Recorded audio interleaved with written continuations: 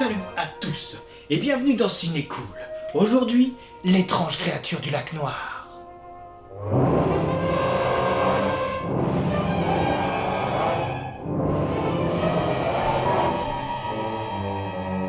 J'ai découvert ce film il y a peu et je m'en estime très chanceux. Car concrètement, malgré tout ce que j'ai pu voir comme cinéma, malgré tous les films que j'ai pu voir, que ce soit fantastique, horreur ou autre, j'avais jamais vu un film comme celui-là.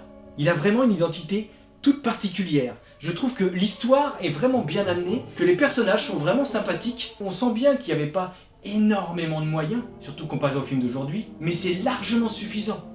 Quand tu sais ce que tu veux filmer et quand tu connais l'ambiance que tu veux faire. Alors on a ce petit truc qui fait très à l'ancienne, c'est-à-dire en gros à chaque fois que tu vois la main du monstre ou quoi que ce soit, t'as à chaque fois. Dès que tu vois un petit morceau de tête, tout le temps.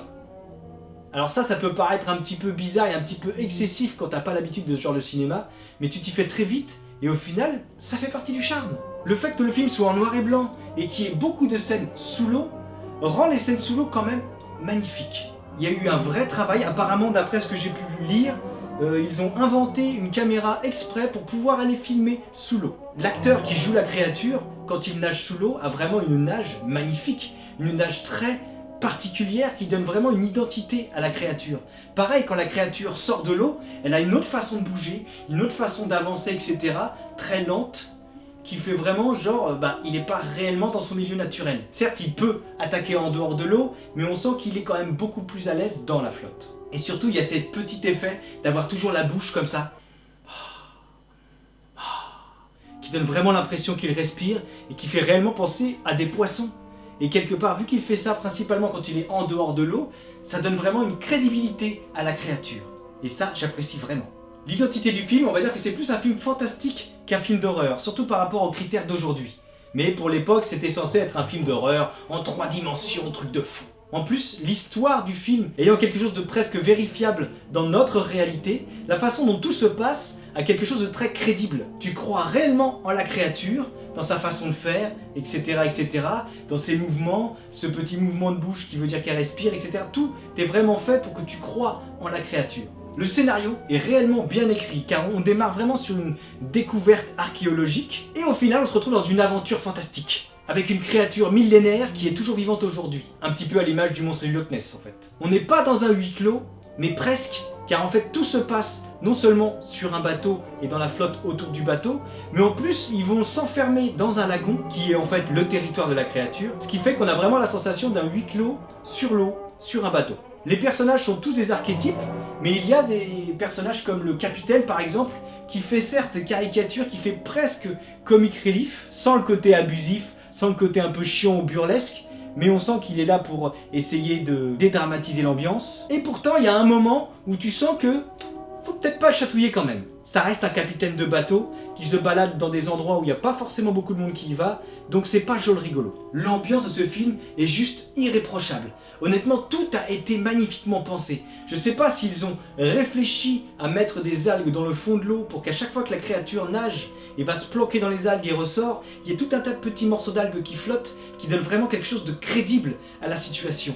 On a vraiment la sensation qu'on est dans un vieux lagon, préhistorique, un lagon où personne n'a jamais été. Les couleurs du film, même s'il est en noir et blanc, on sent qu'il y a un vrai travail sur la lumière. Je me demande si réellement la créature était comme elle est montrée ici, c'est-à-dire avec des lèvres très rouges, etc. Parce qu'il me semble avoir vu dans un documentaire que justement c'était la première apparence, mais qu'il l'avait virée parce que ça faisait trop superficiel. Mais en même temps, dans le noir et blanc, pour que vraiment sa bouche apparaisse comme ça quand il respire, etc. Peut-être que c'était vraiment un truc de ce genre-là. Je sais pas.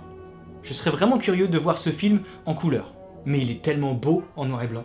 Les personnages sont très bien écrits, honnêtement, on croit à ce qu'ils sont, on croit à leur métier, etc. Il y a quelques décisions prises par-ci par-là qui peuvent paraître un petit peu étranges, mais au final, pas plus que ça. On a chaque personnage qui est pensé pour être utile à l'histoire, sans avoir l'air d'être là uniquement pour faire avancer l'histoire. Et ça, c'est vachement cool.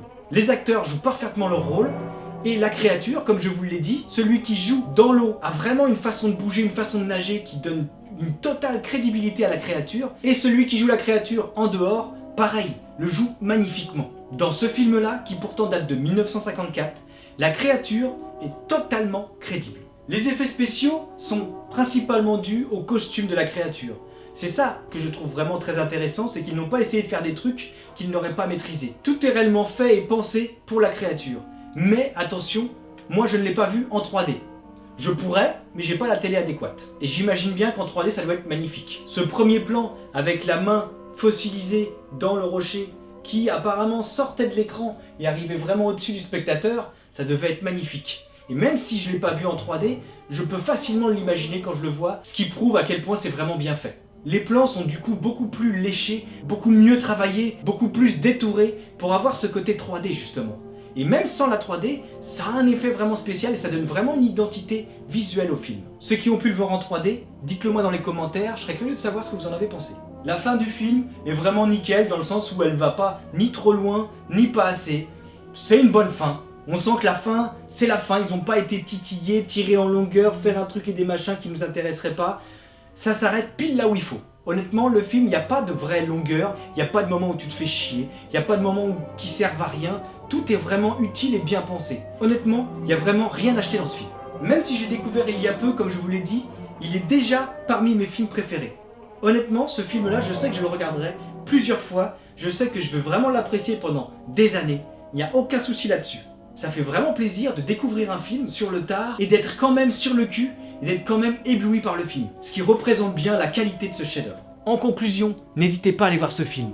Le fait qu'il date de 1954 le rend encore meilleur. Il est vraiment proche de la perfection. Vous allez adorer la créature, vous apprécierez les personnages, vous aimerez beaucoup l'histoire et vous serez curieux comme moi de voir les suites, même si je sais, hélas, qu'elles ne sont pas au niveau de celui-là. Voilà. Quelque part, si j'ai été m'acheter ce film-là pour pouvoir le voir, il y a de fortes chances que ça soit principalement grâce au fait que je vais justement relancer la chaîne et grâce au fait que j'avais envie d'en faire un ciné cool. Ce film m'a toujours intrigué, mais je n'avais jamais franchi le pas. Donc je vous remercie de m'avoir indirectement incité à aller le voir, j'en suis vraiment très content, et comme je vous l'ai dit,